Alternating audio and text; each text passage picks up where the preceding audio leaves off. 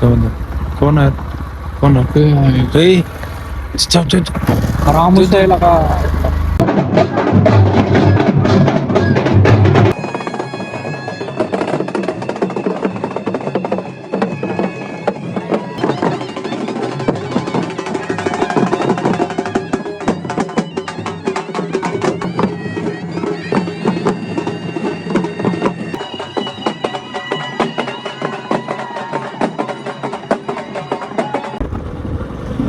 Forest आहे बरं का इथं. एक तर आमुशीची रात्र आहे. सांगोला तालुक्यातील कटपळ या गावामध्ये असलेल्या लांडा महादेव त्या ठिकाणावरून एका पुजाऱ्याचा फोन आला. रात्रीच्या 11:15 वाजता आलेला फोन उचलला आणि त्यांनी बोलले की लवकरात लवकर तुम्ही लांड्या महादेवाला या. रात्रीच्या 11:15 वाजता कसं काय बोलवलं असेल, काय विषय असेल असा प्रश्न मनामध्ये आला. त्या ठिकाणी संध्याकाळच्या वेळेला एकटे जाणं अशक्य होतं आणि त्यात आमोशीची रात्र. त्यामुळं मी माझ्या भावाला सोबत घेतलं आणि आम्ही लांडे महादेवाच्या दिशेने निघालो. हे बघ दमन जाऊ दे. योगी पुढं काय बघ, पुढं काय थांबे. अरे काय विषय एवढा संध्याकाळी? हे थांब दमन जाऊन दे.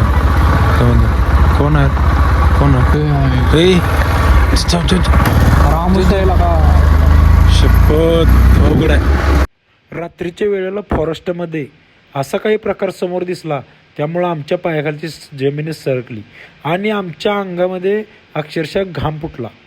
लांडा महादेव हा खरंच पूर्ण फॉरेस्टच्या मध्ये आहे, कारण दिवसाच्या वेळीसुद्धा या ठिकाणी लोक येत नसतात.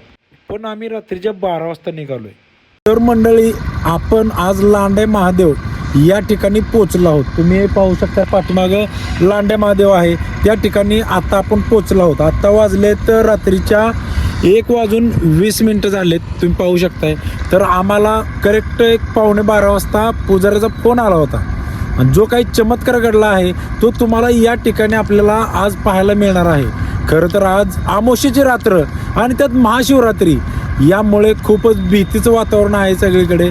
आम्ही भीत कसं तरी या ठिकाणी पोचलो आहोत आणि इथून पुढे आपण जाणार आहे त्या ठिकाणी खरं काय घडलंय आणि आपल्याला पुजाऱ्याचा कशासाठी फोन आला होता हे आपण पुढं पाहणार आहोत.